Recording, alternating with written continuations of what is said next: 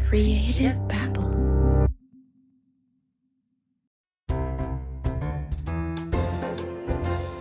So, Neil, do you believe in soulmates? I believe in podcast soulmates because I found mine. I found mine. I heart you, Neil. I think our listeners know that we have it. Oh, yeah. As we get older, we struggle to find friends or make time to have friends.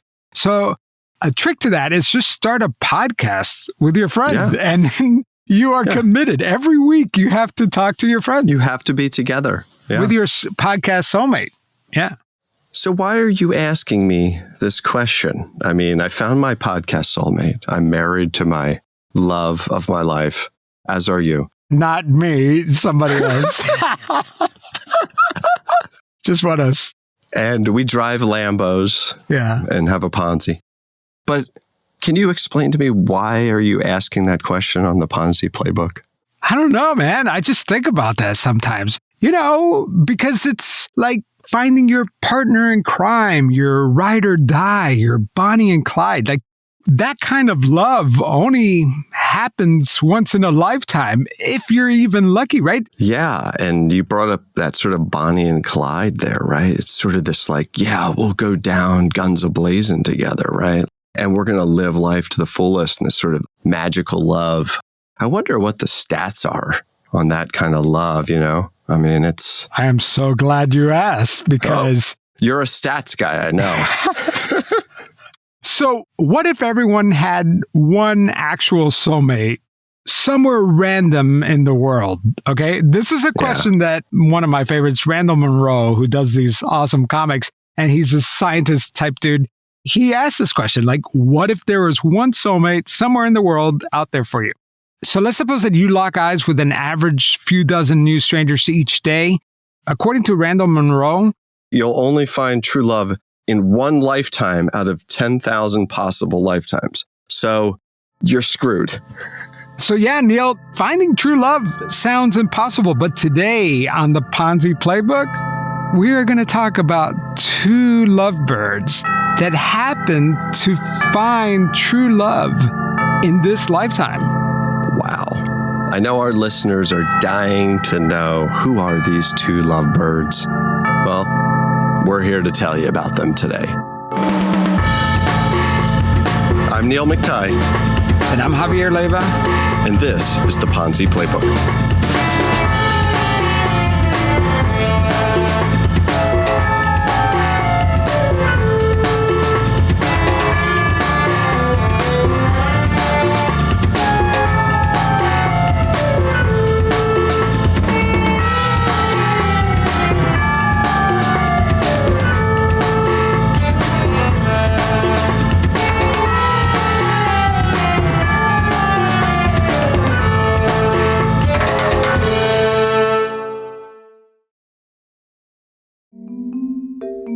I'm going to start, Javier, with Brent Seaman. Brent Seaman, well, this guy, he served time in prison for mortgage fraud.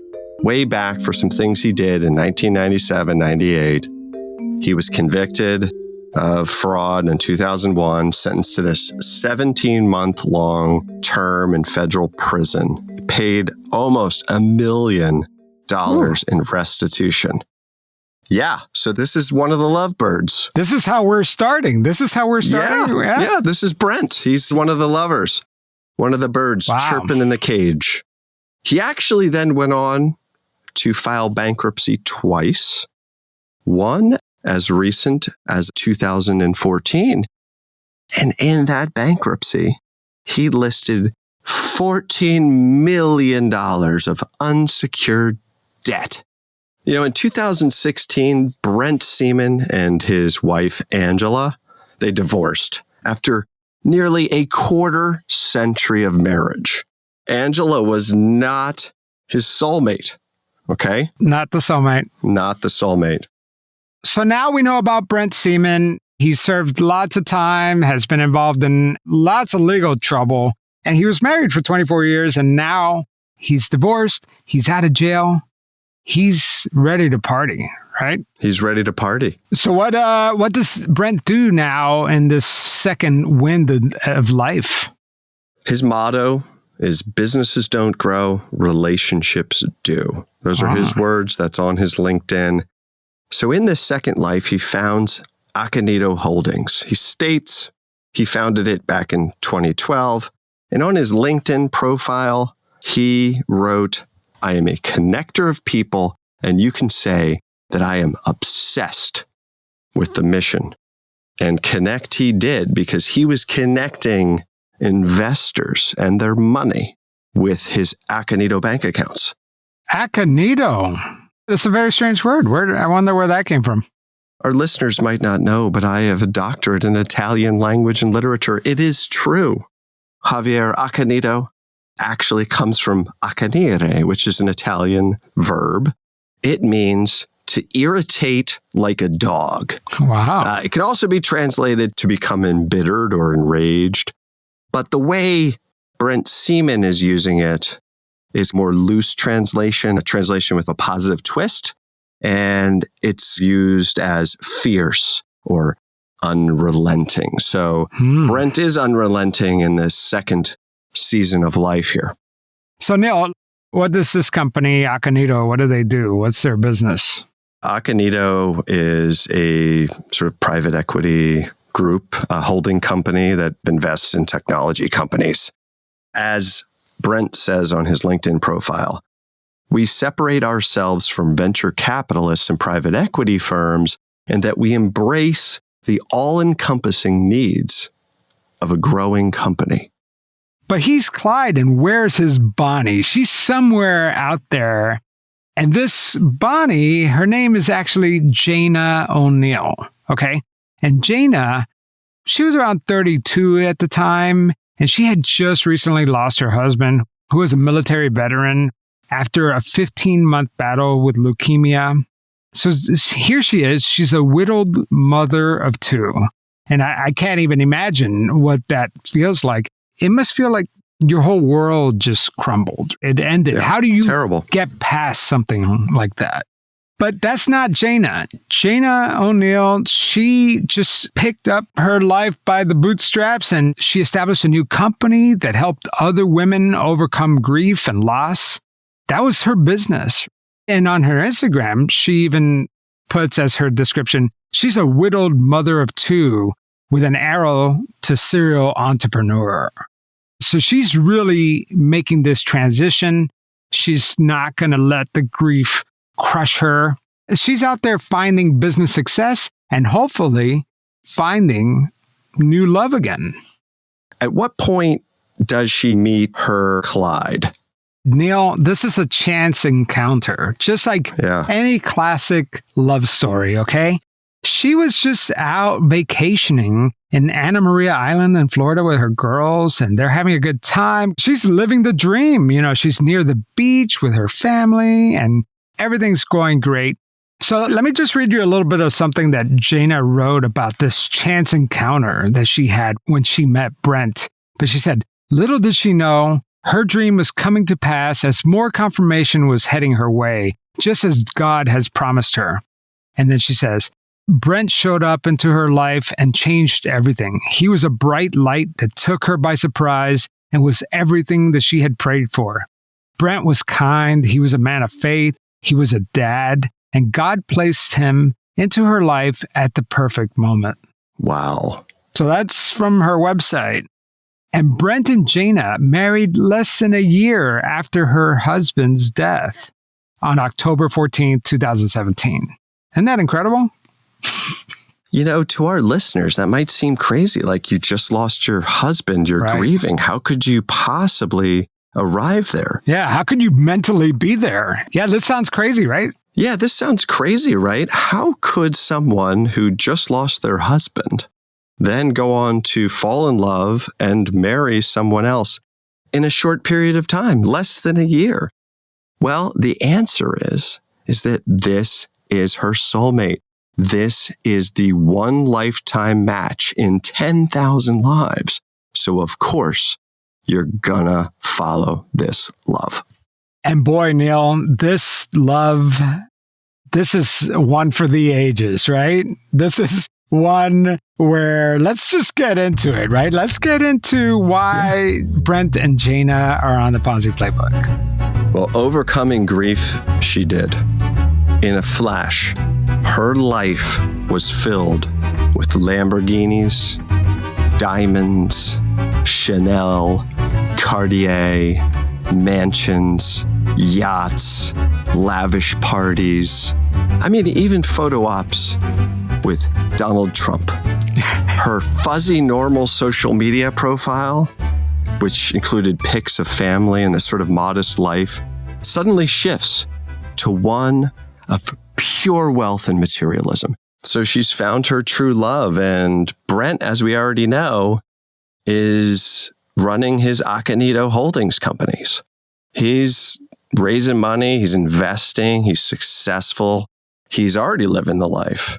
Now she comes on board and she brings with her all of her ammunition and skills, and they together amplify Brent's businesses. And they started this company, Surge Trader. What does Surge Trader do?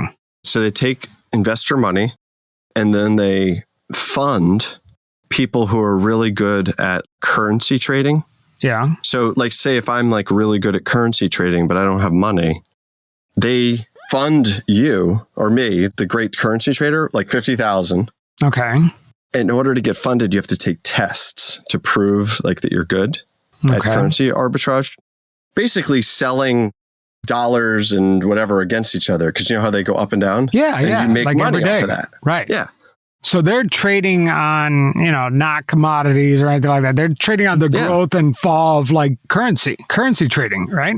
That's exactly right. So if like the US dollar is particularly strong against, the euro, maybe you offload some of it and you make some dough, right? Or if it's vice versa, maybe that's the other way around. But it's a way to basically make profit off of, other currencies. It's very difficult.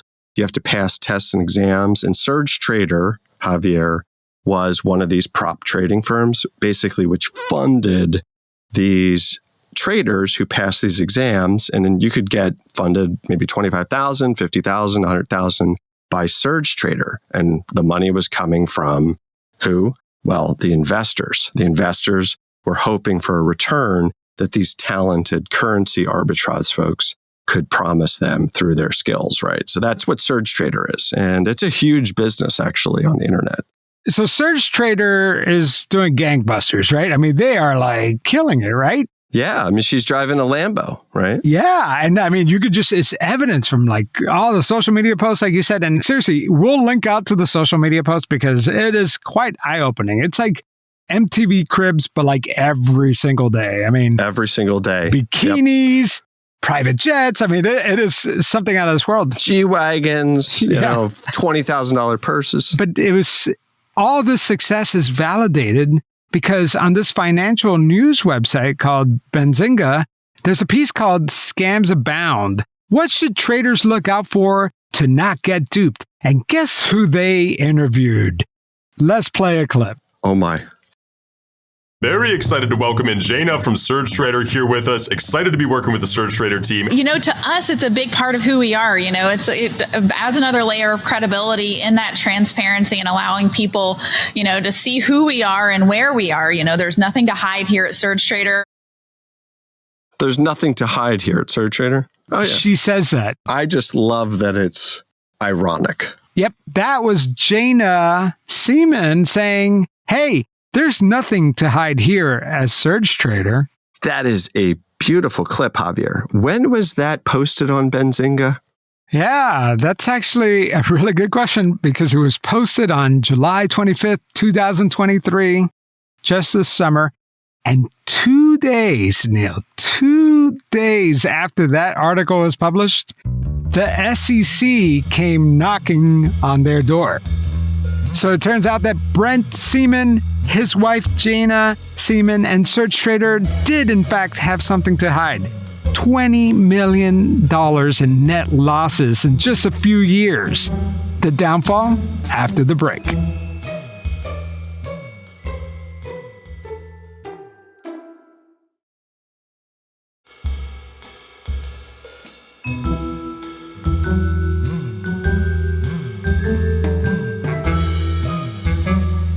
Wow, Javier.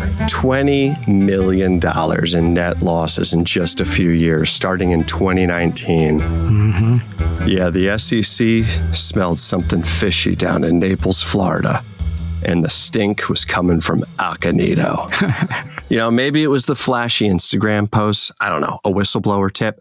Yeah, but the folks in Naples, Florida, they were posting all sorts of comments on Facebook saying, yeah, we smelled something funny with the Seamans a long, long time ago.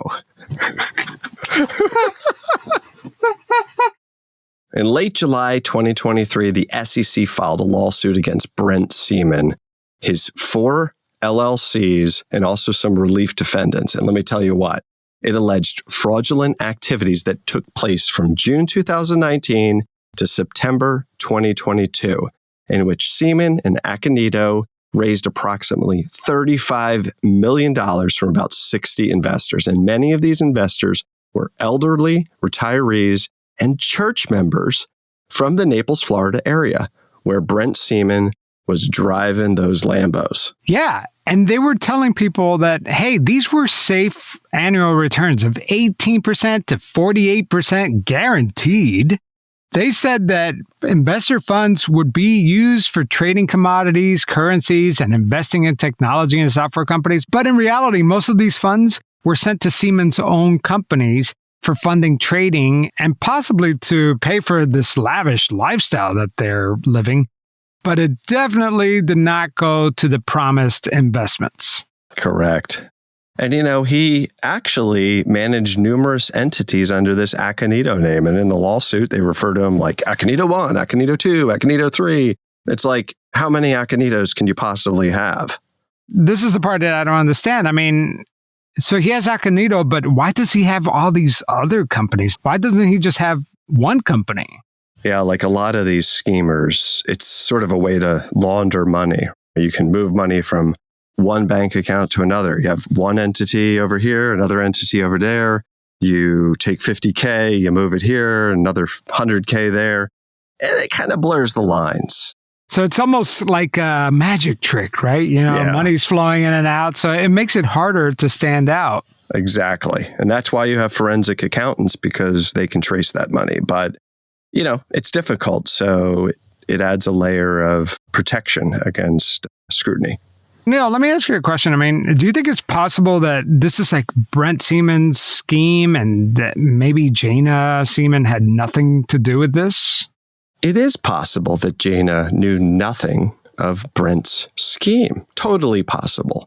But we do know that the SEC in their lawsuit included Jana and her companies, which included Surge Trader, as relief defendants, which basically means that they're on the hook if there's a judgment or some sort of financial award that's granted to the SEC. The SEC's lawsuit shows that most of that investor money was sent to Surge Trader, and it was then used for currency trading. And it resulted in those substantial losses, that $20 million. So what did they do? They were living this lavish lifestyle. Things were going south. They're raising more money. So then they start making these Ponzi-like payments to existing investors to make, whether that's the interest payment or any principal return. And then they misappropriated millions for personal expenses. So it defaulted through this failed currency trading business into a very classic Ponzi scheme. So, Neil, where are these two lovebirds now? What are Brent Seaman and Jana Seaman up to these days? Brent and Jana, well, they're still in Naples, Florida. Maybe life's fine. They did agree to a settlement with the SEC. And in fact, Jana Seaman and her company Velo Holdings Group, they actually agreed to nearly $1.5 million in disgorgement and interest payments to the SEC just to settle the lawsuit. Again, they neither admit nor deny the allegations. So this is all in the court's hands right now. It hasn't been approved, but it's highly likely that it will be. And in that case, it'll just be settled and the lawsuit will go away. Like nothing ever happened. But to answer the real question of where is Jana Seaman now? Well, if you go to Jana Seaman's Instagram page, today she posted a picture of herself in a bikini with the post description that says, the only time you should ever look back is to see how far you've come. And then it has the little hands up emojis, like the praise emojis, like whoop, whoop. Wow. So, yeah, it seems to me that just like every other challenge that she has in her life, she is not going to look backwards. And in fact, funny enough, what's going on with Surge Trader, right? You would think that this would be a gigantic blow to them, to this company. But nope. Just yesterday, as of this recording, Surge Trader turned 2 years old, and Jana Seaman posted, join our celebration by receiving 20% off our site at surgetrader.com. This offer ends September 24th. What are you waiting for? Join Surge Trader team today. So it seems like this was just a tiny hiccup in this love affair. Yeah.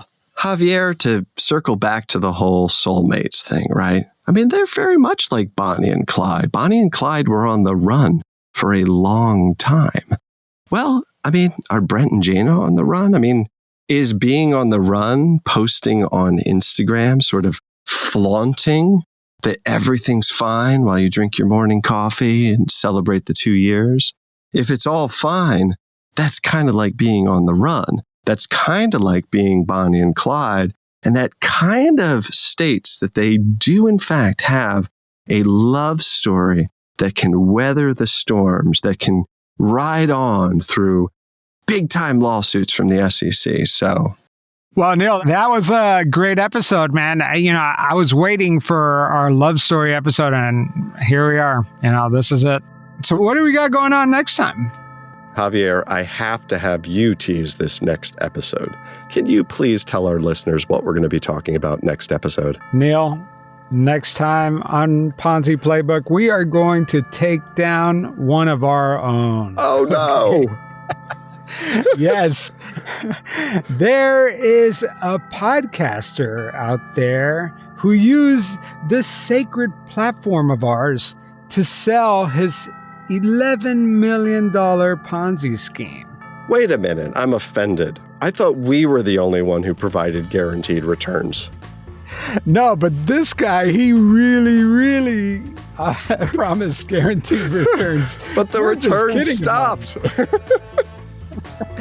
Yeah, well, this guy, he's known as the cash flow king, and we are going to be talking about him. Okay. And of course, these are all allegations. This is hot off the press from the SEC.